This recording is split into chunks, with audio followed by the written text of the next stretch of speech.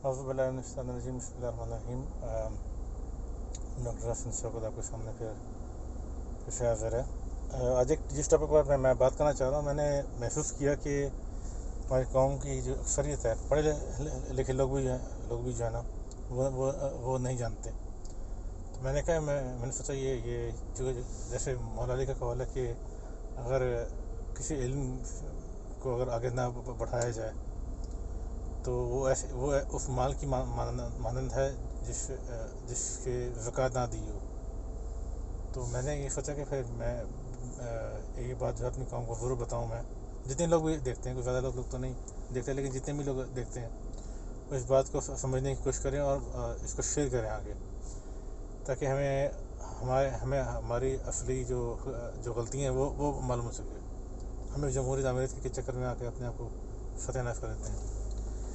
एक जो मेन वजह जो है कि अक्सर कहा जाता है कि मशरक़ी पाकिस्तान क्यों टूटा, उसकी वजूहत बताई जाती हैं कि फलाने के साथ जुल्म किया, फलाने के साथ जुल्म किया, फलाने के साथ जुल्म किया, अयूब खान ने मुसलमान फातिमा जनाब के साथ जुल्म किया, और फलाने यानी खान साहब ने ये गलतियाँ की हैं। 7 साल में 6 हुकूमतें बदली हैं, वो उसके बारे में तो जिक्र कोई नहीं करता। अयूब खान ने माशाल्लाह लगाया, इसलिए पाकिस्तान टूट गया। यही खान ने जो है वो सरेंडर करने को कहा, इसलिए मशरक़ी पाकिस्तान टूट गया। एक ही ने सरेंडर किया, ये इसी वजह से मशरक़ी पाकिस्तान टूटा। अजीब और गरीब किस्म की जो है ना वो चीज़ें सुनने को मिल रही हैं। मेन चीज़ पर कोई गौर ही नहीं कर रहा वो, ठीक है ना। तो मैं आपको मेरी रीज़न बताता हूँ, और जितने लोग सुन रहे हैं ज़रा कमेंट सेक्शन में बताएं कि आपको मेरी बात से मुत्तफ़िक है कि नहीं है। अगर नहीं मुत्तफ़िक फिर आपकी मतलब आपकी अपनी मर्ज़ी है, क्योंकि अपनी गलतियाँ मानना जो है ना वो दुनिया का मुश्किल तरीन काम है। तो पहली बात ये कि देखें, मैं जब मेरे जो दोस्त जो लोग देखेंगे, मैं जब कज़ाकिस्तान में जब मैं स्टूडेंट था, मैं मेडिकल स्टूडेंट था, तो मैं ये सोच पड़ गया था, यार ये लोग इनके टूटने की वजह क्या है कि ये जो इतना बड़ा सोवियत यूनियन था वो टूट कैसे गया वो, और ऐसा टूटा कि 17 टुकड़े हो गए उसके, जिसमें 6 मुसलमान रास्ते जो हैं वो आज़ाद हुई। तो हमारी एक टीचर थी हिस्ट्री की ना, वो मैंने एक बार उनसे पूछा कि इतने भी फाइनेंशियल बुरे हालात नहीं थे, ठीक है, मतलब कि वो चाहते तो हथियार के बेस पर काबू कर सकते थे, जैसे कि उन्होंने पहले किया। तो उन्होंने ये बात बताई थी कि देखें, बात ये कि जो भी कौम जो है, कोई कंट्री या कोई कौम या गिरोह जब अपनी असली बुनियाद से हट जाता है तो उसका रहने का जवाब ऑटोमेटिकली ख़त्म हो जाता है। जो उसकी असल आइडियोलॉजी है, सोवियत यूनियन की जो आइडियोलॉजी जो थी वो कम्युनिज्म पर थी, वो ठीक है ना, वो किसी मज़हब को नहीं मानते थे और सब कुछ सेंट्रलाइज किया होता हर चीज़ जो है ना। 1980s में जब गोरबाचोव का जो प्रेसिडेंट आया, सोवियत यूनियन का आखिरी प्रेसिडेंट भी था वो, उसने आके सबको आज़ादी देनी शुरू कर दी और उसने कैपिटलिज्म को जो है ना कम्युनिज्म के साथ मिक्सअप कर दिया। तो उसका नतीजा ये हुआ कि वो मीडिया जो कि पहले कंट्रोल था वो उसको आज़ादी मिल गई, प्राइवेटाइजेशन हुई। और आपको पता है मैकडोनल्ड्स जो है वो 1990 में खुला था कि 91 में खुला था, उसके 11-12 महीने बाद जो है वो मुल्क टुकड़े हो गया था। तो बहुत सारे जो प्राइवेटाइजेशन जो है वो कम्युनिज्म की ये आइडियोलॉजी नहीं है। कम्युनिज्म ये है कि भाई हर चीज़ जो है वो सेंट्रलाइज होगी, गवर्नमेंट के अंडर होगी। वही जो भुट्टो साहब ने भी किया था, और बाद में बेड़गर किया मुल्क का, वो चले नहीं वहाँ पे। तो वो ये अगर आइडियोलॉजी से अगर आप हटते हैं, ये है इकोनॉमिक का, ठीक है। इसके अलावा गोरबाचोव ने जो है बहुत सारी मजहबी आबादी देना शुरू की, तो वो जो बुनियाद थी वो हट गई इसकी ना, अपनी बुनियाद से हट गए वो। इसके अलावा साथ में फिर जो अफगानी और पाकिस्तान की जो फोर्सेस ने जो हाल किया सोवियत यूनियन का अफगानिस्तान में, वो एक अलग फैक्टर है। लेकिन अंदरूनी तौर पर ये एक फैक्टर था کہ اپنی بنیاد سے اگر آپ ہل جاؤ تو آپ کا رہنے کا جواز ختم ہو جاتا ہے۔ یہ بات یہ بات مجھے بہت اچھی بات سمجھ میں آئی جب خان صاحب کی حکومت کی اور بے تحاشا گالیاں دینا شروع کر دیجیے، یہ ہو گیا، فلانا ہو گیا، ٹمکانا ہو گیا جی، یہ ہو۔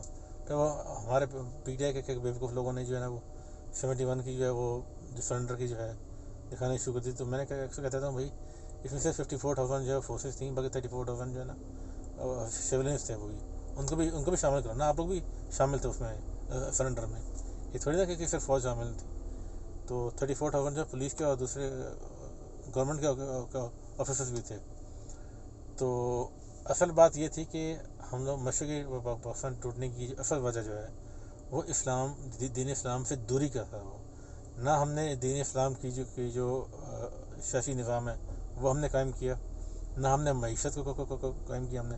اور اس میں یہ بتا رہا ہوں کہ اس میں یہ نہیں کہ میں صرف جمہوری لوگوں کو کہہ رہا ہوں، لیاقت علی خان کے بعد کسی نے بھی کام نہیں کیا، نہ ان 6 وزیر اعظم نے جو 7 سال میں 6 حکومتیں بدلی ہیں، ان 6 میں سے کسی نے کوشش نہیں کی۔ اور اس کے بعد ایوب خان تو ویسے انہوں نے مادہ ترقی کی ہے، یہ بات ہے کہ ایک کریڈٹ ان کو جاتا ہے کہ انہوں نے مادہ ترقی کی، ڈیمز بنائے، انہوں نے بہت سارے وہ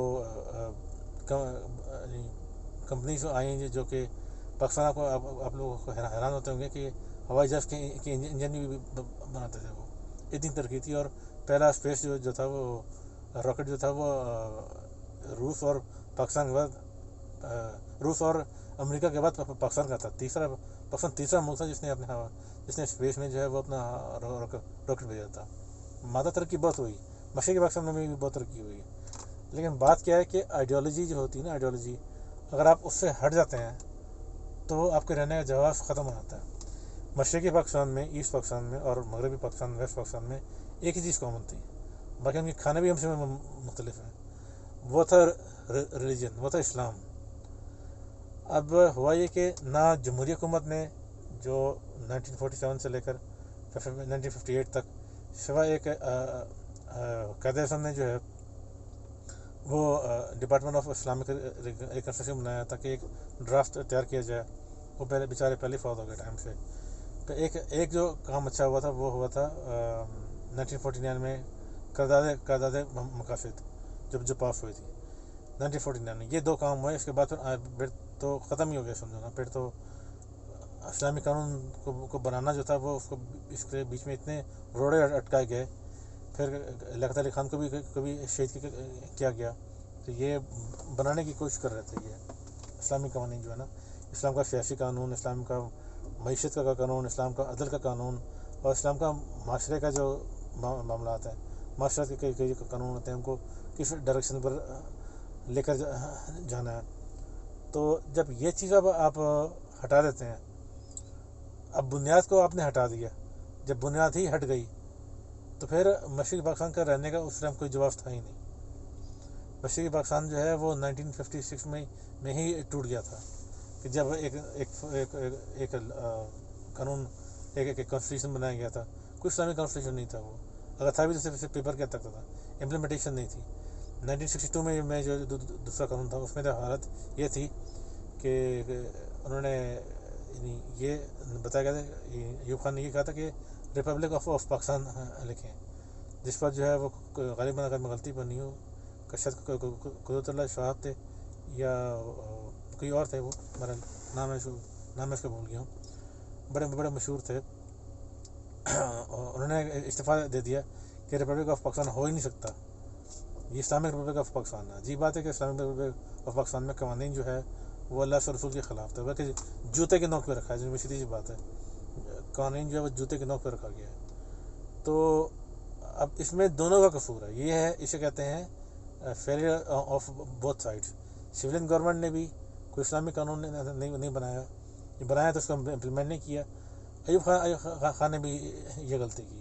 ایوب خان کے دور میں ٹھیک ہے مادہ ترقی ہوئی ہے، اس میں ہمیں کوئی شک والی بات نہیں ہے، اگر ہم یہ کہیں گے کہ ایوب خان کے دور میں ترقی نہیں ہوئی، ترقی بہت زیادہ ہوئی ہے، پر بات یہ کہ آپ جب اسلامی قانون نافذ نہیں کرتے، آپ اسلامی قانون نافذ کریں گے تو ہمارے مشرقی اور مغربی پاکستان میں یہ بانڈ بہت زیادہ مضبوط ہوتا ہے۔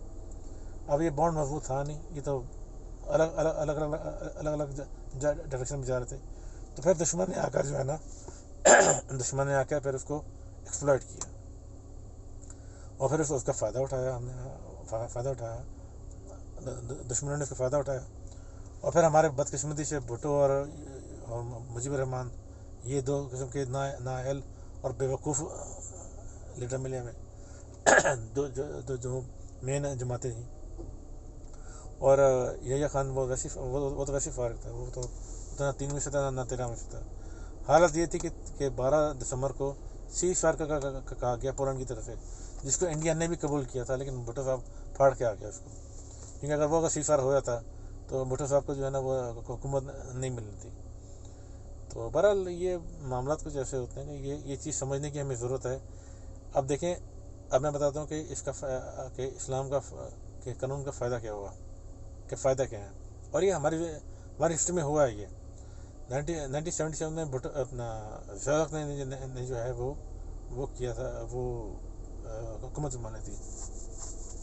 79 سے انہوں نے اسلام کے قوانین جو ہے وہ نافذ کرنا شروع کیا. اب بہت سے لوگ کہتے ہیں بھائی انہوں نے اپنے ذاتی مفاد کے لیے کیا ہے، یا بہت سے لوگ کہتے ہیں جی کیا نام ہے کہ آپ کہ انہوں نے وہ جنون جو ہے وہ تھے، کوشش تھی ان کی. یہ بات امٹیریل ہے، ٹھیک ہے، کیونکہ انہوں نے ضیاء الحق نے آپ جتنا مرضی ان کو جو ہے وہ گالیاں مارتے ہیں، لیکن انہوں نے امپلیمنٹ کیا اس قانون کو اپنے دور حکومت میں. میرے والد صاحب نے بھی مجھے بتایا، میں تو اس دور میں نہیں تھا، لیکن میرے والد صاحب نے مجھے بتایا، اور میں نے خود بھی اپنی ریسرچ کی ہے.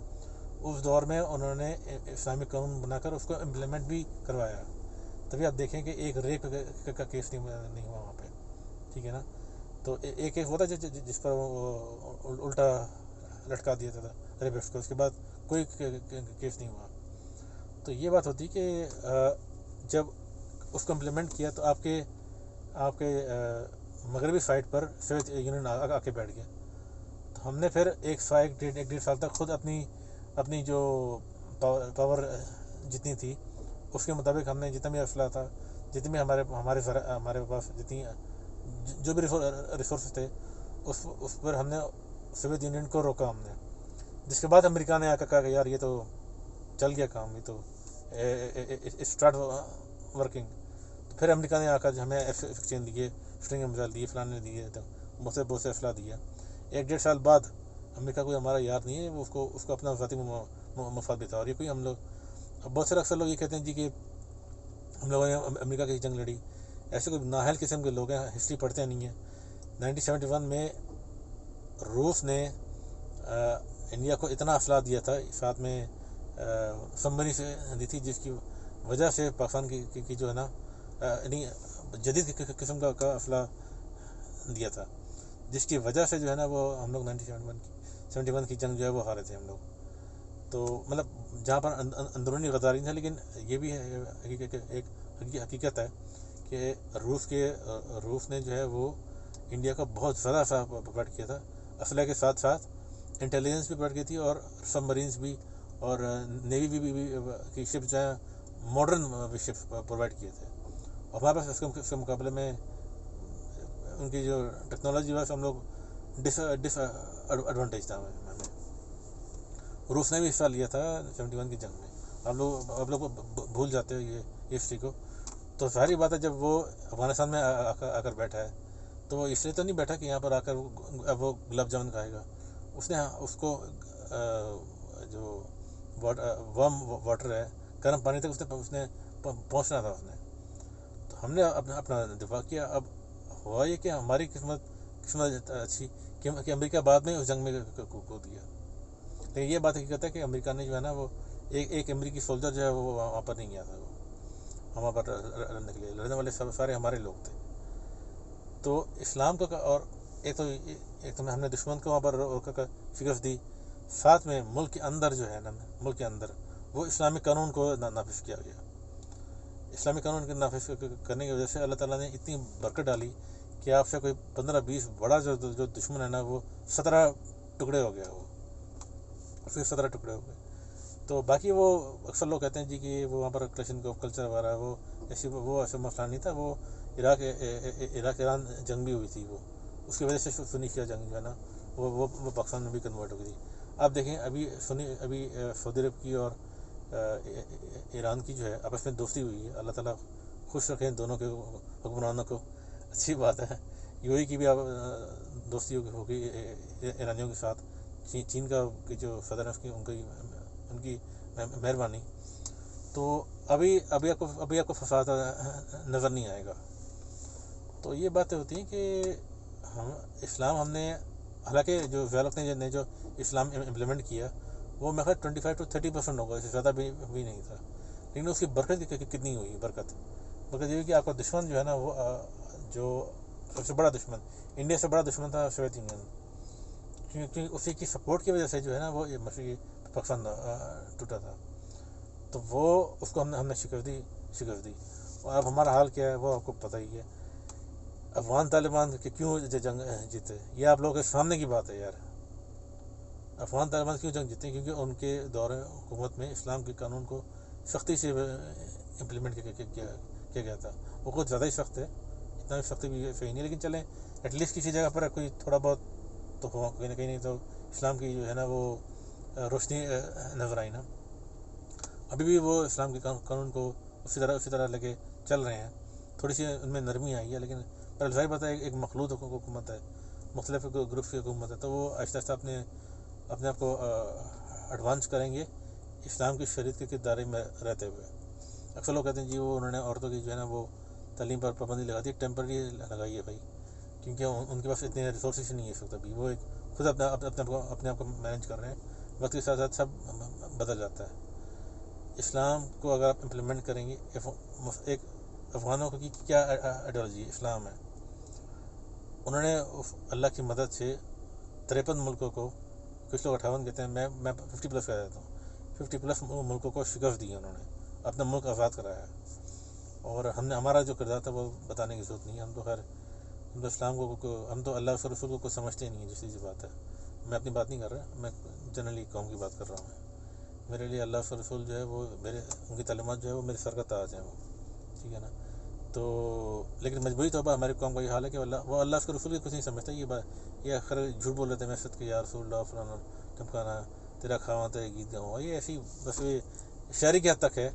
یہ اگر آپ ریئل میں امپلیمنٹ کرنا چاہتے ہیں، تو اگر آپ سمجھتے ہیں کہ آپ اللہ کے رسول کے وفادار ہیں، تو اپنی زندگی میں بھی شریعت کو امپلیمنٹ کریں، اور ان جہنمیوں کو، یہ جو جمہوری پسند ہیں، ان سب کو چھوڑ کر اللہ تعالیٰ کے جو قوانین ہیں، میں یہ نہیں کہہ رہا کہ آپ اچانک سے خلافت قائم کریں آپ، کیونکہ ہماری قوم تو اس چیز کے لیے تیار ہی نہیں ہے۔ آج اگر حضرت عمر یا حضرت ابوبکر یا حضرت عثمان یا حضرت علی جیسے کوئی بندے مل جائیں، یا ایون کہ حضرت عمر بن عبدالعزیز جیسے بندہ کوئی آ جائے، تو یہ کہ قوم جو ہے ان کو گرا دے گی، کیونکہ ظاہر بات ہے رشوت خوری ختم ہو جائے گی، پھر کینہ پروری ختم ہو جائے گی، پھر چوروں کے ہاتھ کٹیں گے، بڑے چوروں کے، چھوٹے چوروں کی ظاہر بات ہے وہ تو عمر نے معاف کر دیا تھا کہ بھائی چھوٹے چور جو ہیں وہ کیوں چوری کریں گے، وہ اس لیے کرتے ہیں کیونکہ بھوک جو ہے نا وہ تنگ کرتی ہے، وہ بڑے چوروں کے ہاتھ کٹیں گے، پیسہ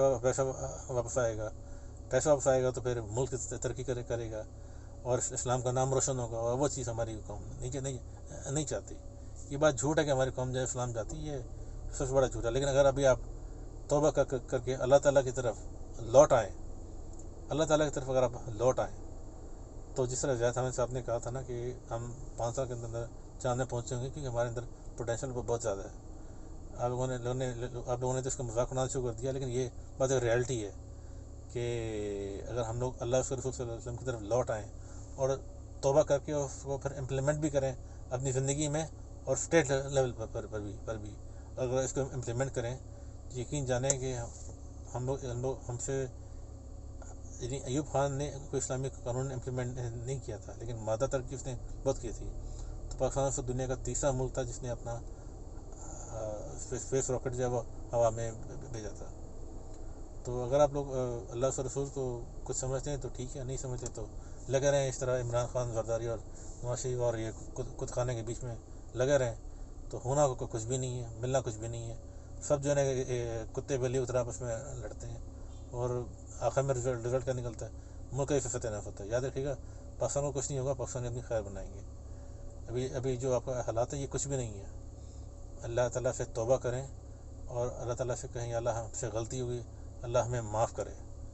ہم اپنی زندگیوں میں انڈیویجول لیول پر اپنے گھروں میں شریعت امپلیمنٹ کریں جتنا کر سکتے ہیں آپ. تو جب ہر گھر میں شریعت نافذ ہوگی، یا 60-70% ملک میں جو لوگ جو ہیں وہ شریعت نافذ کریں گے، تو ایسا ہو نہیں سکتا کہ حکمران جو ہے نا وہ عمران خان یا زرداری یا نواز شریف جیسا ہے. پھر ایک بہادر لیڈر آئے گا جو کہ کہے گا کہ بھائی ہم باقی دنیا کے لوگوں کو کہ بھائی ملک کو کہ بھائی ہم نے جو آپ سے قرضہ لیا ہے وہ اگلے 3 سال تک نہ آپ ہمیں کوئی قرضہ دیں، نہ آپ جو ہے نا وہ ہم سے کوئی قرضہ واپس لیں. ہم 3 سال تک آڈٹ کریں گے کہ یہ پیسہ کہاں گیا. بولیویا نے کیا تھا نا، تو وہ بھی یہی کہیں گے بھائی آڈٹ کریں گے. اور ملک میں لوگوں کو ریلیف دیں. جب آپ پر قرضہ ہی کوئی نہیں ہے، 3 سال تک آپ نے کسی کو قرضہ دینا نہیں ہے. 3 سال کافی ہوتے ہیں آڈٹ کر کے لوگوں کو سزائیں دے کے، اور حکمرانوں سے بات کرنا، جو دوسرے ملکوں کے جو حکمران ہیں ان سے بات کرنا کہ بھائی یہ دیکھو یہ آڈٹ یہ ہے، یہ آپ نے قرضہ دیا تھا. اسے باہر کے لوگوں نے، باہر سیاستدانوں نے، یا جو بھی ہیں سیاستدان کے علاوہ جو بھی جنرل وغیرہ جو کوئی بھی ہیں، انہوں نے یہ بنائے کیا نام ہے پراپرٹیز بنائی ہیں. عوام کا اس پہ کوئی خرچہ نہیں ہوا، تو آپ اس کی جو ہے نا جو پراپرٹیز ہیں اس کو بیچ کر جو ہے اپنا قرضہ پورا کریں. اور یہ ممکن ہے. یہ نہیں کہ جی میرے ہم وطنوں جی مہنگائی آئے گی، آپ لوگوں نے گھبرانا نہیں ہے. یہ ایک ایسا گھٹیا عمل ہے کہ پہلے آپ بکواس کریں کہ میرے پاس ٹیم ہے، اور جب آپ حکومت میں آ جائیں تو آگے سے رونا شروع کر دیں. جی میرے عزیز ہم وطنوں، مہنگائی آئے گی، آپ لوگوں نے جب برداشت کرنا ہے. کیوں برداشت کرنا ہے بھائی؟ وہ پیسہ جو ہے وہ پیسہ تمہارے باپ کا تھا. تم نے جو کہتے تھے تمہارے باپ کا پیسہ ہے، تمہارے باپ کا پیسہ تھا جو لوٹا گیا تھا. وہ ہمارا پیسہ تھا جو کہ لوٹا گیا تھا. ہم کیوں واپس کریں؟ آپ کو کام تھا آڈٹ کروانا. آپ نے آڈٹ نہیں کرایا. ہمیں ایسا حکمران چاہیے جو کہ آڈٹ کرائے، ہر چیز کا حساب کتاب رکھے، اور دنیا والوں کے آنکھوں میں آنکھیں ڈال کے بات کرے کہ بھائی یہ چیزیں ہیں. 3 سال تک ہم آپ کو کوئی قرضہ نہیں دیں گے. ہم آپ سے لیں گے بھی نہیں، اور آپ ہمیں دیں. چیریٹی پہ جو کام چل رہا ہے وہ چلتا رہے، کوئی بات نہیں، اس کو کوئی نہ روکے. لیکن جب 3 سال میں جب آپ کا آڈٹ ہو جائے گا تو پھر آپ بتائیں گے بھائی یہ جو پیسہ ہے یہ باہر کے ملکوں میں جا کر جو ہے نا جو ملک کے اندر بنایا گیا اس کو آکشن پہ لگائیں، جو ملک کے باہر بنایا گیا. اس کے لیے ڈپلومیسی چاہیے ہوتی ہے. ایک حکمران جو ہوتا ہے اس کے لیے اپنی نرس پہ کنٹرول کرنا ہوتا ہے اس کا. تو یہ بات ہوتی ہے. تو ان شاء اللہ تعالیٰ خیر کرے گا. اللہ تعالیٰ لوٹ آئیں ان شاء اللہ تعالیٰ. اگر آپ اللہ تعالیٰ سے توبہ کریں گے اور نبی اسلام کی تعلیمات کو سر کا تاج بنائیں گے، اللہ تعالیٰ کے احکامات کو سر کا تاج بنائیں گے، پھر آپ ترقی کر سکتے ہیں. کیونکہ آپ کا ملک اسلام کے نام پر بنایا گیا ہے.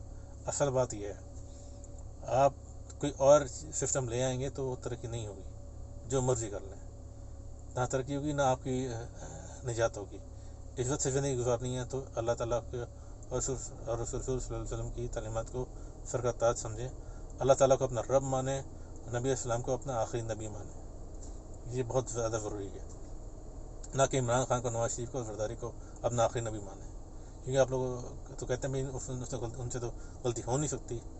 تو یہ ختم نبوت پر ایمان جو ہے وہ اتنا آسان نہیں ہے. بہرحال جو میرا کہنے کا مقصد ہے وہ آپ لوگ سمجھ گئے ہوں گے. وما علینا الا البلاغ المبین.